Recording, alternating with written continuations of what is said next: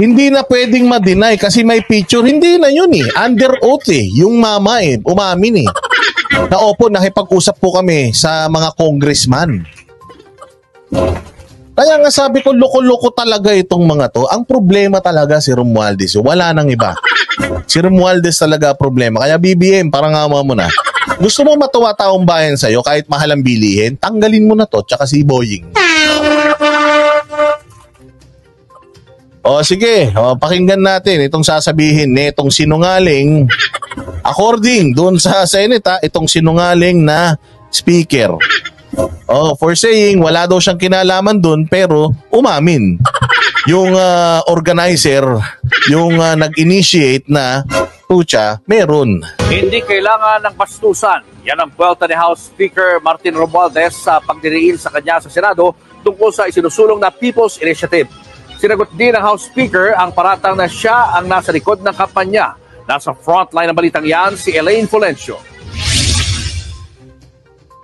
Isa-isang sinagot ni House Speaker Martin Romualdez sa mga patutsada ng kanyang pinsang si Senadora Amy Marcos sa pagdinig ng Senado tungkol sa umnoy pagbili ng pirma para sa People's Initiative. Yan ay kahit pa hindi direktang pinangalanan ng Senadora si Speaker Romualdez sa kanyang mga banat. Sa isang press statement, sinabi ni Speaker Romualdez na may pakiusap siya kay Senadora Marcos. Hindi raw kailangan ng bastusan. Pinakikinggan daw kasi sila ng mga kabataan at hindi raw... Naknang pucha, ginamit mo pa yung kabataan? Hindi ka na nahiya, Romualdez. Ang pakiusap ko lang kay Senator Amy, hindi po kailangan ng bastusan. Pinakikinggan tayo ng mga bata at ng mga kabataan at hindi magandang ehemplo ang ganito. Pucha, ang pagsisinungaling Martin Romualdez, for your information, ay hindi po yan magandang ugali. Ang sinungaling ay kapatid ng magnanakaw. Sabi nga yan ni Buster. Kaya nga sinabihan daw niya, yung kapatid niya, sabi ni Buster, kaya nga sabi ko sa nanay ko, yung kapatid ko magnanakaw. Sabi nung nanay ko, bakit? Anong kinuha niya sa'yo? Hindi. Kasi sinungaling ako eh. Kapatid ko yan. So magnanakaw yan. Patay. Patay ako nito kay Buster. Mahiya ka naman, Romualdez. Saan ka kumukuha ng kapal ng taba? My goodness, nahihiya ka sa pambabastos sa ni Amy sa kabataan, pero sa pagsisinungaling mong harap-harapan o sa paggamit ninyo ng pera ng bayan para dyan sa People's Initiative na yan, hindi ka nahihiya? Hindi ka nahihiya? Antindi mo? Ito magandang ehemplo. Pero sabi ni Speaker, ang pagbanggit ni Senadora Marcos sa katagang walang gamot sa kakapalan ng mukha mo ay... Oo naman, wala talaga. Wala talaga. Wala talaga, Martin. Nagpapakita lang ng passionate o maalab na pananaw sa mga isyong parehong mahalaga sa kanilang dalawa. Yes, tama. Passionate si Amy. Katulad din ni PRD na pinagmumumura kayo. Diba sabi niya PI kayo, mga PI nyo. Diba? Passionate kasi si PRD kaya kayo pinagmumura. At sa ngalan daw ng unity at cooperation, bukas si Speaker Romualdez na Mukhang sobrang sinungaling mo. In the spirit of unity? In the spirit of unity? So may unity pa para sa'yo? Pucha, kung nangyayari na to para sa'yo unity, my goodness. Wala ka na talaga dapat dyan. Hindi mo na iintindihan na wasak na bayan. Pag-usap kay Senadora Marcos para sa ikabubuti ng bansa. Dagdag pa niya, tapusin ng bangayan, magtrabaho na lang para sa kapakanan. Yun na nga. Magtrabaho para sa kapakanan ng tao, yan din ang pinapangarap namin eh. Yan yung hope. Yan yung aming, yung bagay that we are clinging to. Na sana magtrabaho kayo para sa kapakanan ng kapwa nyo, hindi para sa inyo. Ikaw na mismo last year, December, sinasabi mo na yung charter change People's Initiative, biglang lumabas yung commercial.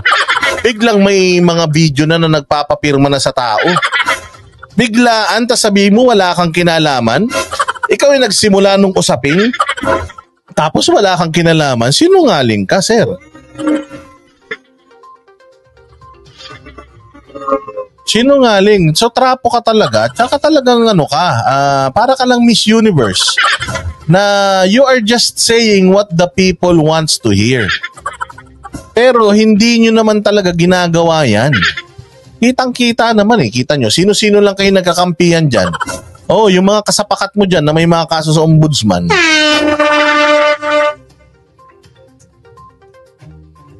Ng mga Pilipino. Agad namang sumagot si Senadora Marcos sa mga pahayag na yan ni Speaker Romualdez. Wala daw bastusan. Siya naman ang nagsabi, walang pake ang Senado. Ayan. Siya nag-umpisa, nung inugali ko, yung ugali niya, umiiyak siya. Ay, naku, tambalos-los. Nakakadiri ka, laki-laki mong tao, iyaking ka. Ano kasi bagong lipunan ka? Kaya naman pala bumibili kayo ng mga rapper na mga vlogger. Kaya pala yung mga dating nagko-komentaryo sa boxing, putya na ipinagtatanggol kayo. Hindi nyo pala kayang ipagtanggol yung sarili nyo. Babae lang. Putya, sasabihin mo na wala namang ganyanan. Wala namang ganunan. Wala namang bastusan. Putya, nababastusan ka doon sa mga statement tungkol sa'yo, ginawa mo yan. Sana hindi mo ginawa yan kung ayaw mong bastusin ka. Sana naging matino ka. Nagtrabaho ka sana ng maayos, hindi nyo sana itinuloy yan. Di sana hindi kayo namura-mura ng tao. Wala na, sirang-sira na baraho mo, sir. Tingnan mo yung ano mo sa survey. Tingnan mo yung numero mo sa survey, itlog. May sagot din si Speaker Romualdez sa mga kumakalat na larawan at mga haka-haka. Oy, tulpo! Ba't nandiyan ka? Ayan, attorney Sige. Na siya ang nasa likod ng isinusulong na People's Initiative. Inamin niya na may mga lumapit sa kanya kasama si Noel Oñate. Wow, may lumapit, nagpa-picture pa? Tapos sa lamesa kayo nagpa-picture? Ano yun? Pumunta sa opisina mo eh. May lumapit? Sana hindi mo in-entertain kung talagang ayaw mo niyan. Pero the fact na in-entertain mo, meron pa kayong picture o group picture muna bago tayo mangulimbat, ganon. Sabi nila, hindi ko sinabi yun. Oo, Diyos ko po, ano yun? Para sa isang meeting, nagkaroon ng pag-uusap sa kanyang townhouse pero ang layon lang daw nito. Alang iya, may opisina ka? Sa townhouse pa kayo nag-usap? So ano yan, ayaw nyo sa Congress mag-usap dahil mabibisto kayo? Kaya sinikreto nyo sa townhouse nyo ginanap? Ang laki, hindi yata kasama si Tulpo. Hindi ko nakita si Tulpo. Kamukha lang ni Tulpo. Ang laki-laki ng kamera para mag-meeting kayo doon. Isinililihim nyo yan doon pa sa townhouse nyo. Ay para magkaroon ng bukas na pakikipag-usap o open dialogue sa mga mamamayan. Dagdag pa niya, mali raw ang intindi ng ilan sa kanyang papel. Hindi raw siyang orchestrator o tagapamuno ng People's Initiative, kundi isa lamang siyang facilitator o tagapamagitan. Purely advisory lang din daw ang kanyang papel. Ang mismong PI at ang pagkalap ng pirma para rito ay pinangunahan daw ng People's Initiative representatives. Well, maaari maloloko nyo yung mga tao, pero kayo dyan, hindi nyo maloloko yung mga sarili nyo. Yung mga senador, hindi mo maluloko. Maaring kami, yung mga nanonood dito, mga tatanga-tangang taga-subaybay nyo, maaaring mabola ninyo. Pero yung mga senador, hindi sila mabola. Una sa lahat, Martin Romualdez, yumabang ka eh. Sumobra yabang mo eh. O may patutsada ang Senado, anong sinabi mo? Tamad kayo.